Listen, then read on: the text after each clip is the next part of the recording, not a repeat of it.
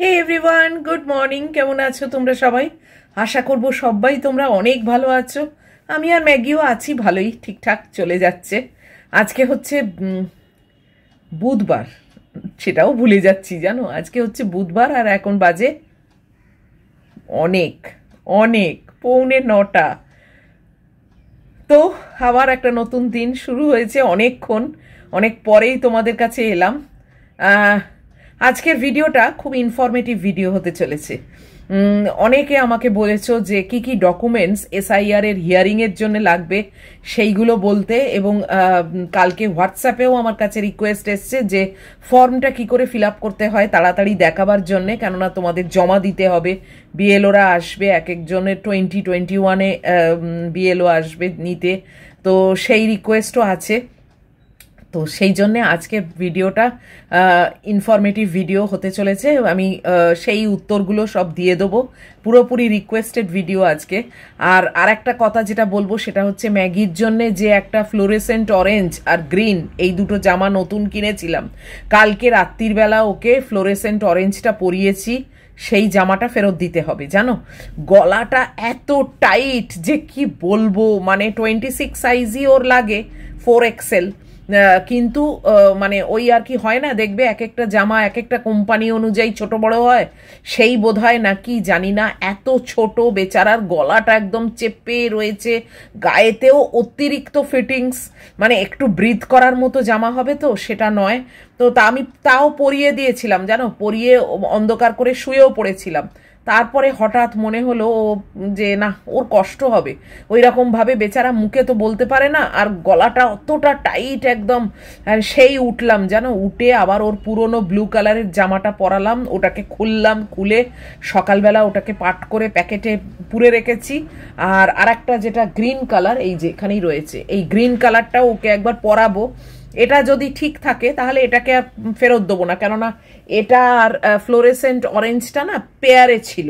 তো এইটা যদি ফিট হয় ঠিক মতো গলা টলাগুলো, তাহলে এটাকে রেখে দেবো, ওইটাকে শুধু ফেরত দিয়ে দেবো। ওই হাফ প্রাইস ফেরত দেবে ওরা, সে ঠিক আছে, তাই দিক। আর তাহলে মানে নতুন জামা বলতে গেলে ওর ওই ভায়োলেট কালারের জামাটা সেটা অলরেডি শুকোতে পড়ে গেছে, আর এইটা যদি ঠিক হয় তাহলে এইটা, আবার ওর কোনো নতুন জামা রইল না জানো। মানে কি বলবো বলো, দেখি এখন মানে ফার বেবিজেও জামা এসেছে কিনা, সে তো আমাকে বলেছিল কবে ইনফর্ম করবে, সে তো আজ অব্দি ইনফর্ম করলো না। তো আবার একবার কল করে দেখবো, বুঝতে পারছি না যে মানে গিয়ে কিনবো নাকি অ্যামাজনে অলরেডি কার্টেতে আরও 2-3টে আছে, সে তার মধ্যে একটু ট্রাই করব, বুঝতে পারছি না কি করব। আর কতবার বলো আনাবো আর ফেরত দেবো, আনাবো আর ফেরত দেবো, এটা কখনো হয়? গুড্ডি বলছে তোমাকে অ্যামাজন এবার ব্ল্যাক লিস্ট করে দেবে, তুমি কেবল আনাচ্ছ আর ফেরত দিচ্ছ। সেটা নয়, প্রচুর জিনিসই অ্যামাজন থেকে কিনি আর অ্যামাজনের জিনিস আমি রাখিও, ওরকম নয় যে আমি নিই আর ফেরত দিই। কিন্তু ম্যাগির ক্ষেত্রে আমাকে ফেরত দিতে হচ্ছে, আগেও দুটো ফেরত দিলাম, ওই ডোরা ডোরা এসছিল, আর এটাকেও ফেরত দিতে হবে। যাকগে, চলো আজকে রান্না বান্না কিচ্ছু নেই জানো তো, কেননা কালকে সেই মায়ের রেসিপি করেছিলাম পালং শাকের ঘন্ট, সেইটাই আছে।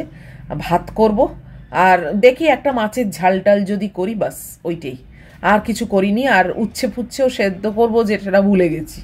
তো ঠিক আছে, কালকে করবো।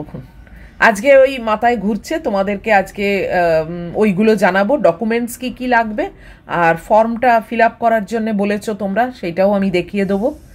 আর একটু ওয়েট করো, আমি একটু মাছের ঝালটা করে নিয়ে তারপরে তোমাদের ওই ইনফরমেশানগুলো দেবো। আজকের ভিডিওটা একদম স্কিপ করে দেখো না, মেনলি যাদের দরকার তারা কিন্তু একদম স্কিপ করো না, পুরোটা দেখবে, তাহলে সবটা জানতে পারবে, নাহলে কিন্তু মিস হয়ে গেলে আমি কিন্তু জানি না কিছু। তো এখন একটু রাখছি, পরে আবার আসছি। আর ম্যাগি এসে গেছে অবশ্যই, বুঝতেই পারছো 9:45 বাজে, ম্যাগি তো এসেইছে। তো চলো ম্যাগিকেও একবার দেখিয়ে দিই। এই যে আমার মেয়ে সোফায় বসে আছে, বুঝলি বাবালে, এ বাবালে। এই সেই পুরনো জামা পরিয়েছি গো, কি করব বলো। ভায়োলেট জামাটা তো কেচে দিয়েছি, ওটা কাল পরেছিল। তোমার জামা সব ফেরত হয়ে যাচ্ছে না বাবু, দাঁড়াও দেখবো, আবার দেখবো আমি। চলো, যে এই জামাটা প্যাক করে রেখেছি, ফেরত হবে জানো। এই যে একদম প্লেন মাছের ঝাল করছি, তোমাদের দেখিয়েই দিলাম। আর এখানে ম্যাগির মাংস বসিয়ে দিয়েছি, আর এখানে ম্যাগির আর আমার ভাত হচ্ছে। আর এই যে কালকে পালং শাকের ঘন্ট এতটা আছে, ঘন্ট তো ঘন্টই হয়েছে।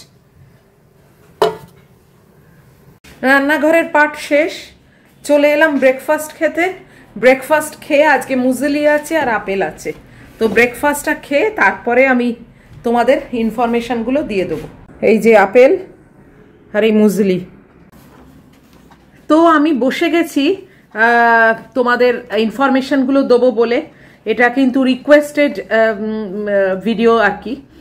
তো যাই হোক, যদি তোমাদের নাম 9 তারিখ মানে 9 ডিসেম্বরের লিস্টে না ওঠে, তাহলে একটা হিয়ারিংয়ে ডাকবে। এবং হিয়ারিংয়ে কি নিয়ে যেতে হবে সেটা হচ্ছে এই 12টা ডকুমেন্ট ওরা ডিক্লেয়ার করেছে ইলেকট্রাল কমিশনের কাছ থেকে, মানে অফিস থেকে। তো এই 12টা ডকুমেন্ট, বলতে গেলে 11টা ডকুমেন্ট, কেননা 12 নম্বর ডকুমেন্টটা মানে নিয়ে এমনি সবাইকে যেতে হবে, তো সেটা আলাদা করে বলার কিছু নেই। ওটা কি আমি বলে দেবো, কিন্তু আসল ডকুমেন্টস যেগুলো দরকার সেটা হচ্ছে 11টা। এবং এই 11টা ডকুমেন্টসের মধ্যে যে কোনো একটা ডকুমেন্ট তোমাদেরকে ক্যারি করতে হবে, এবং যে দিন মানে তোমার জন্য ধার্য করা হবে সেই দিনে হিয়ারিংয়ে যেতে হবে ওই ডকুমেন্টটা নিয়ে। এবং কবে কি বৃত্তান্ত না বৃত্তান্ত সেগুলো সমস্ত বিএলও, তোমার নিজস্ব যে এলাকার বিএলও আছে সেই তোমাকে কিন্তু নোটিশ দিয়ে ইনফর্ম করে দেবে। তো সেই পর্বে আমি যাচ্ছি না। তো কি কি ডকুমেন্ট সেগুলো খুব ভালো করে শুনে নাও, অনেকেই তোমরা জানতে চেয়েছিলে। প্রথম যে ডকুমেন্টটার কথা বলা হয়েছে সেটা হচ্ছে যে কোনো আইডি কার্ড, পেনশনের কাগজ, একজন রেগুলার এমপ্লয়ি, এবং এটা হচ্ছে কোনো সেন্ট্রাল গভর্নমেন্ট বা কোনো স্টেট গভর্নমেন্টের যেন হয়। মানে সেন্ট্রাল গভর্নমেন্ট বা স্টেট গভর্নমেন্টে কেউ কাজ করেছে এই রকম কোনো পেনশনের কাগজ বা কোনো আইডি প্রুফ, এই ডকুমেন্টটা হচ্ছে নাম্বার 1 ডকুমেন্ট। আচ্ছা, নাম্বার 2, যে কোনো সার্টিফিকেট, আইডি বা ডকুমেন্ট যেটা ইন্ডিয়া গভর্নমেন্ট বা লোকাল অথরিটি কিংবা ব্যাংক কিংবা পোস্ট অফিস কিংবা এলআইসি তোমাদেরকে দিয়েছিল, যেটা কিন্তু 1987-এর 1st অফ জুলাইয়ের আগে। এই যে কোনো সার্টিফিকেট, যে কোনো আইডি, যে কোনো ডকুমেন্ট যেটা তোমরা পেয়েছো কোনো গভর্নমেন্টের কাছ থেকে বা কোনো লোকাল অথরিটি বা ব্যাংক বা পোস্ট অফিস এইসবের কাছ থেকে তোমরা পেয়েছো, কিন্তু সেটা হতে হবে 1987-এর 1st জুলাইয়ের আগে। এখন কিছু একটা পেলে হবে না, এটা কিন্তু 1987-এর আগে পেতে হবে। সেইটা কিন্তু তোমরা নিয়ে যেতে পারো। কোনো যদি ব্যাংকের ডকুমেন্ট থাকে, ধরো ব্যাংকের পাসবুক আছে যেটা 1987 1st জুলাইয়ের আগে তোমাকে দেওয়া হয়েছিল, সেই রকম যদি কোনো ডকুমেন্ট থাকে বা সেরকম যদি কোনো পোস্ট অফিসের বই থাকে বা কোনো সার্টিফিকেট থাকে, তাহলে কিন্তু সেইগুলো তোমরা নিয়ে যেতে পারো। ডেটটা মাথায় রাখবে, সেটা যেন অবশ্যই 1st অফ জুলাই 1987-এর আগে হয়, তারপরের কোনো ডকুমেন্ট হলে কিন্তু হবে না। আচ্ছা, নাম্বার 3 হচ্ছে তোমার বার্থ সার্টিফিকেট।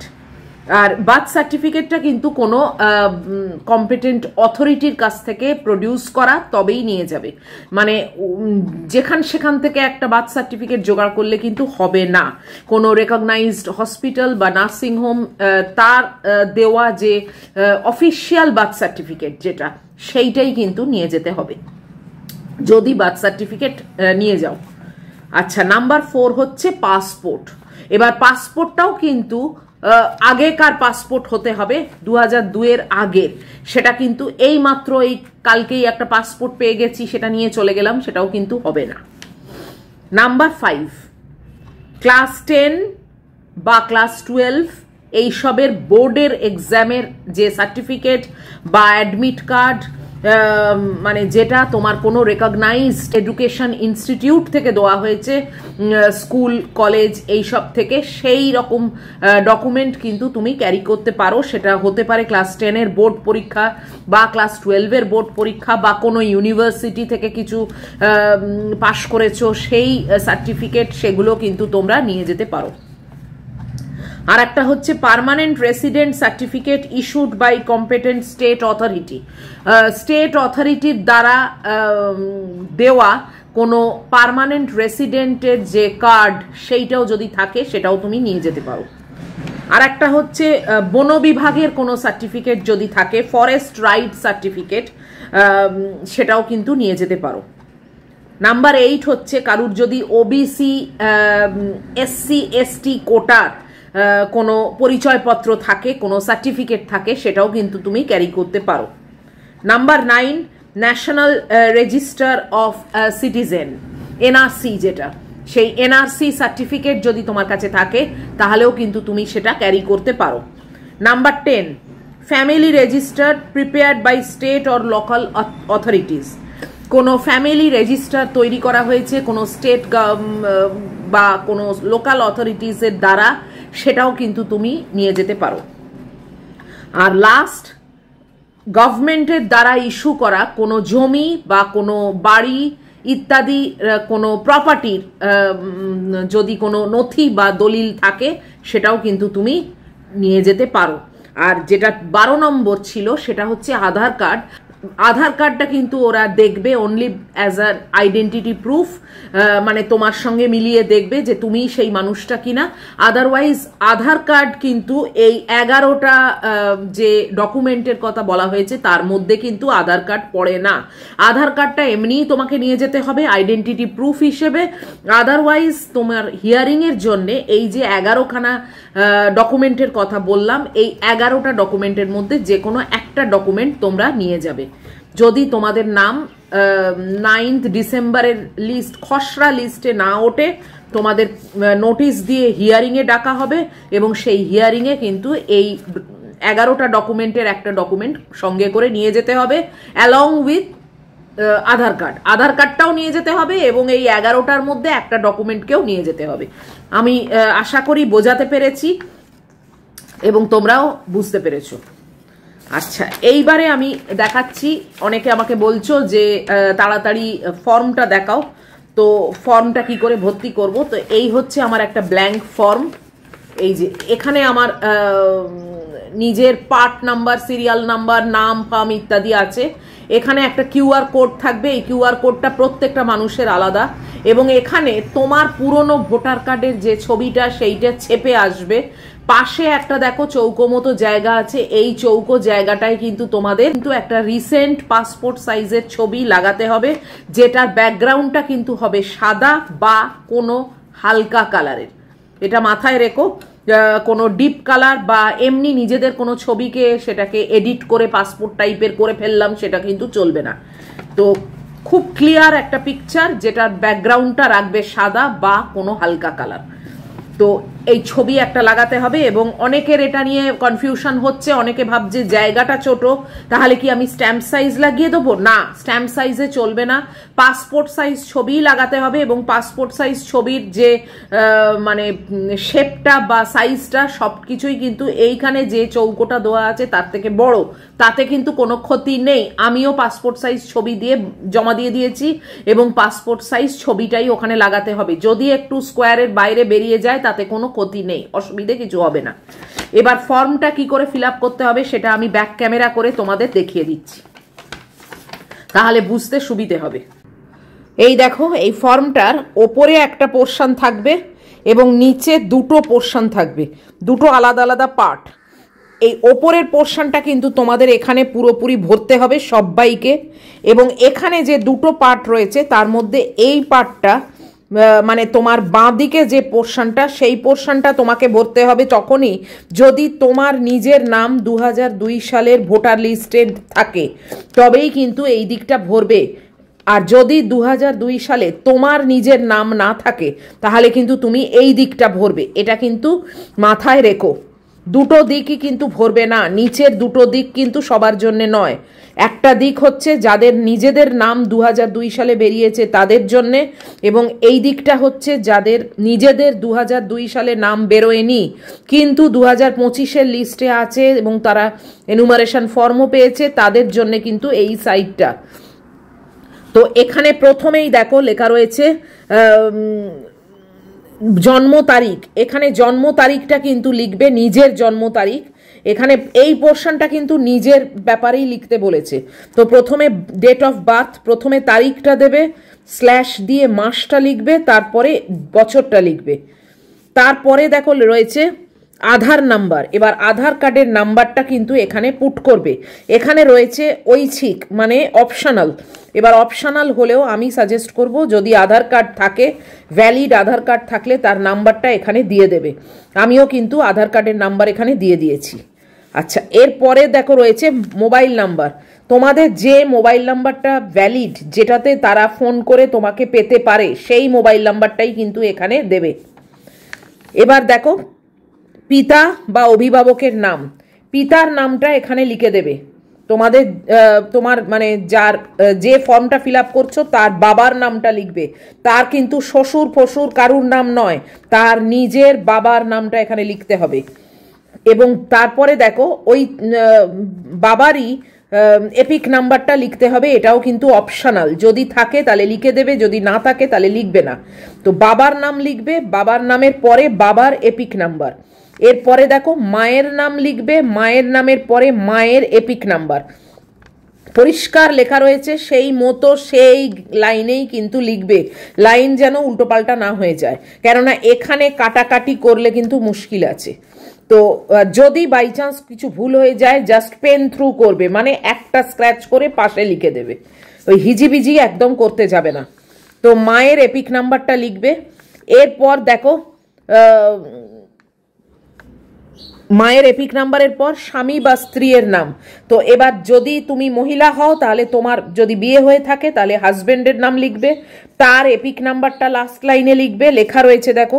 আর যদি তুমি ছেলে হও তাহলে তোমার বিয়ে হয়ে থাকলে ওয়াইফের নামটা লিখবে এবং তলায় ওয়াইফের এপিক নাম্বারটা লিখবে। যদি হাজবেন্ড না থাকে, সে ডিভোর্সি হোক বা মারাই গিয়ে থাকে, তাহলে এই জায়গাটা কিছু লেখার দরকার নেই, এখানটা গ্যাপ থাকবে। এবারে চলে আসছি নিচের দুটো পার্ট। ধরে নিচ্ছি তোমার নাম 2002 সালে ছিল, যদি 2002 সালে থাকে তাহলে এই যে দেখো নির্বাচকের নাম মানে নিজের নামটা এখানে লিখবে। এবং একটা কথা মাথায় রেখো, যে নাম তোমাদের 2002 সালের লিস্টে ছিল এক্স্যাক্ট সেই নামটাই লিখতে হবে, তাতে ভুল যদি থাকে সেই ভুলটাই কিন্তু এখানে লিখবে। এখানে কারেকশন করবে না, কারেকশন করার তোমরা আলাদা টাইম এবং সুযোগ পাবে, সেখানে কারেকশন করবে, এখানে কারেকশন কিছু করবে না। যে ভুলটা আগে ছেপে এসেছে সেই ভুলটাই কিন্তু লিখতে হবে। তো নির্বাচকের নাম মানে তোমার নামটা এখানে লিখবে। এটা কিন্তু আমি তাদের কথা বলছি যাদের ধরেই নিচ্ছি যে তোমার 2002 সালে নাম উঠেছে, লিস্টে নাম ছিল। এবার তোমার এপিক নাম্বারটা লিখবে। এপিক নাম্বার কোথায় পাবে? ভোটার কার্ডের যে নাম্বারটা, সেই নাম্বারটাকেই এপিক নাম্বার বলে, সেইটা এখানে লিখে দেবে। এবার দেখো আত্মীয়ের নাম। এবার 2002 সালে যে ভোটার লিস্ট বেরিয়েছিল তার পাশে দেখবে কারুর একটা নাম লেখা রয়েছে এবং তার রিলেশনটা লেখা রয়েছে, সেই আত্মীয়ের নামটা কিন্তু এইখানে লিখতে হবে এবং সম্পর্কটা লিখতে হবে, মানে তোমার সঙ্গে তার কি সম্পর্ক সেইটা কিন্তু এখানে লিখতে হবে। এবার দেখো তোমার জেলা লিখে দেবে, মানে তোমার ডিস্ট্রিক্ট কোনটা, এবং তোমার রাজ্যের নাম সেটা হচ্ছে পশ্চিমবঙ্গ, এবং তোমার বিধানসভার যে নাম সেটা লিখবে। এই ইনফরমেশনগুলো কিন্তু সব তোমরা 2002 সালের ভোটার লিস্টে পেয়ে যাবে, কিংবা এখানকার এনুমারেশন ফর্মেও পেয়ে যাবে। এনুমারেশন ফর্মে এই ওপরের অংশে কিন্তু সব থাকে, এই যে ওপরের অংশে যেটা আমি স্কেল দিয়ে ঢাকা দিয়ে রেখেছি কেননা আমার নিজের পার্সোনাল ডেটা আছে বলে। তো এইখানে কিন্তু তোমরা তোমাদের সব ওই ইনফরমেশনগুলো, এই যে নিচের ইনফরমেশন তোমার জেলার নাম বা বিধানসভার নাম এক্সেট্রা, এইগুলো এইখানে ওপরে পেয়ে যাবে, দেখে দেখে টুকে দেবে। মিটে গেল। এটা হচ্ছে তোমার নাম যদি 2002 সালের লিস্টে থাকে তবেই তোমার এইটা ভরার দরকার। এবার ধরে নিচ্ছি তোমার নাম 2002 সালের লিস্টে নেই, তাহলে তুমি এই জায়গাটাকে খালি রেখে দেবে, চলে আসবে এই দিকে, এই যে লাইনটা টানা রয়েছে তার এই পাশে চলে আসবে। দেখো ওপরে লেখাই রয়েছে, এখানে তোমার নাম নেই ধরো 2002 সালে, তাহলে তোমার এখানে ধরো তোমার নাম নেই, তাহলে এখানে কি লিখতে হবে? নাম লিখতে হবে। নাম মানে আত্মীয়ের নাম, যার নাম 2002 সালে উঠেছিল, সে তোমার মা হতে পারে, তোমার বাবা হতে পারে, তোমার দাদু মানে ঠাকুরদা হতে পারে, ঠাকুমা হতে পারে। এই চারটে রিলেশনের মধ্যে যার নাম তোমার 2002 এর লিস্টে আছে তার নামটা এখানে লিখতে হবে, তার এপিক নাম্বারটা এখানে লিখতে হবে, তার এপিক নাম্বার লিখতে হবে। এখানে দেখো আত্মীয়ের নাম মানে এই মানুষটার যে নামটা উঠেছে তার পাশে কিন্তু তার কোনো আত্মীয়ের নাম লেখা আছে এবং তার সম্পর্কটা লেখা আছে, সেই আত্মীয়ের নামটা কিন্তু এইখানে লিখতে হবে।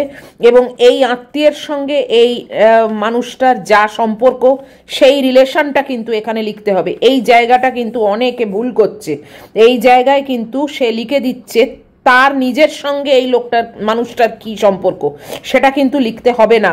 এই মানুষটার সঙ্গে তার যে আত্মীয়ের নাম 2002 সালের ভোটার লিস্টে উঠেছে এদের দুজনের কি সম্পর্ক সেইটা কিন্তু এখানে লিখতে হবে, এখানে তোমার কোনো ব্যাপার নেই, সেইটা এখানে লিখতে হবে।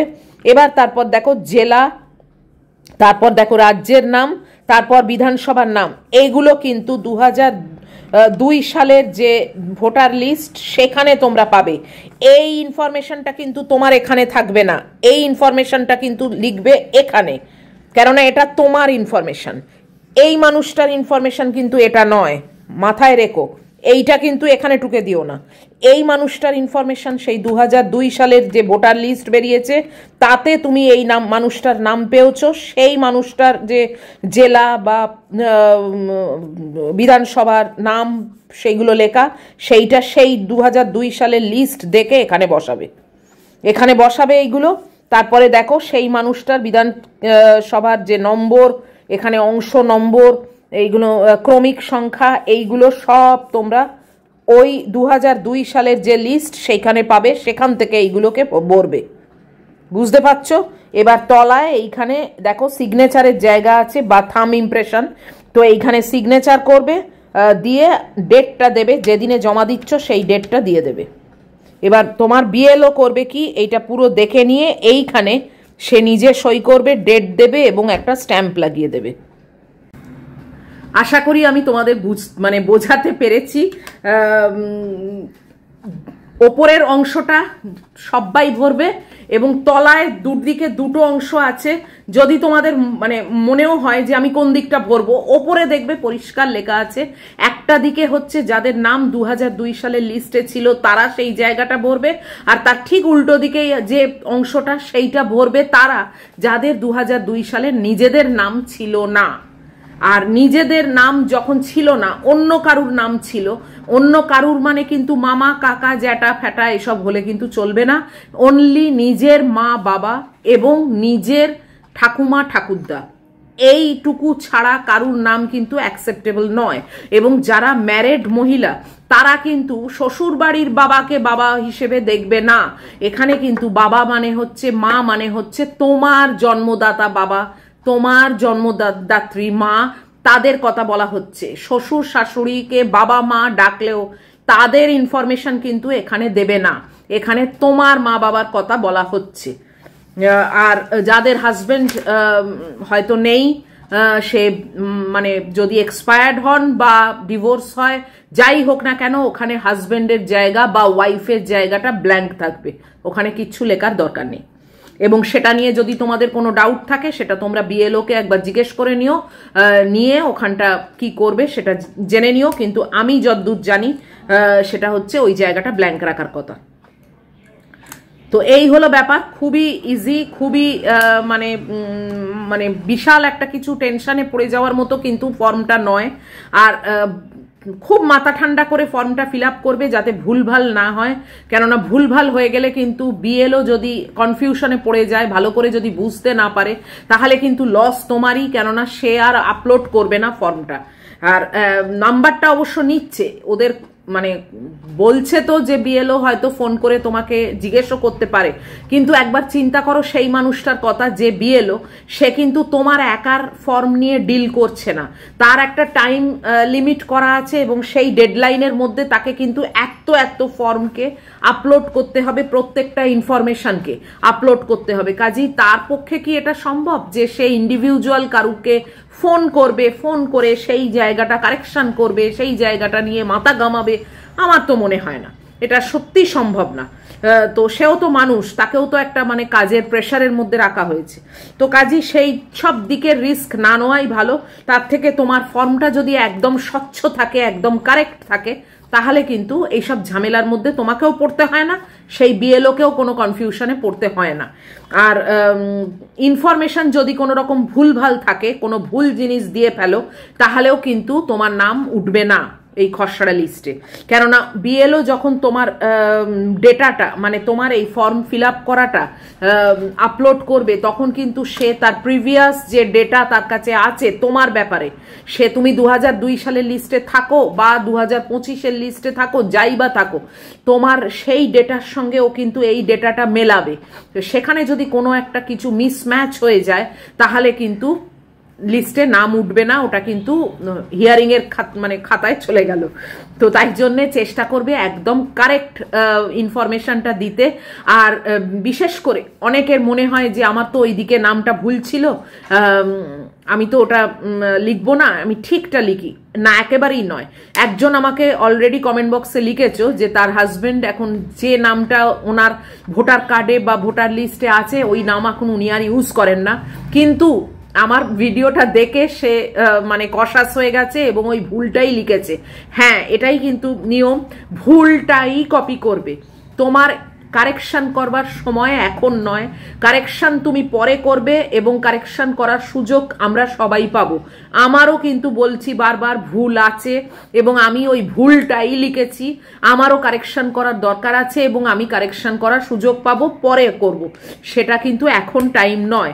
এখন কারেকশন করে লিখতে গেলেই কি হবে, বিএলওর কাছে যে ফর্মটা আছে, যে লেখা ডেটাটা আছে, সেই ডেটার সঙ্গে তো এটা তাহলে মিলবে না। তুমি তো কারেকশন করে দিয়েছো, সে তো আর জানে না, সে ভাববে তুমি আবার একটা অন্য কি লিখেছো যেটার সঙ্গে তারটা মিলছে না। অটোমেটিক কি হবে, তোমার মিসম্যাচ হয়ে যাবে এবং তোমার নাম 2025-এর এই যে 9 ডিসেম্বর যে খসড়া লিস্ট বেরোবে, তাতে কিন্তু সেই নাম উঠবে না। উপরন্তু কি হলো, একটা হ্যারাসমেন্ট। তার থেকে দরকার নেই, যা ভুলভাল আছে সব ভুলভালই লিখে দেবে, ভুলভালই লিখে দেবে, তাতে কোনো অসুবিধে নেই।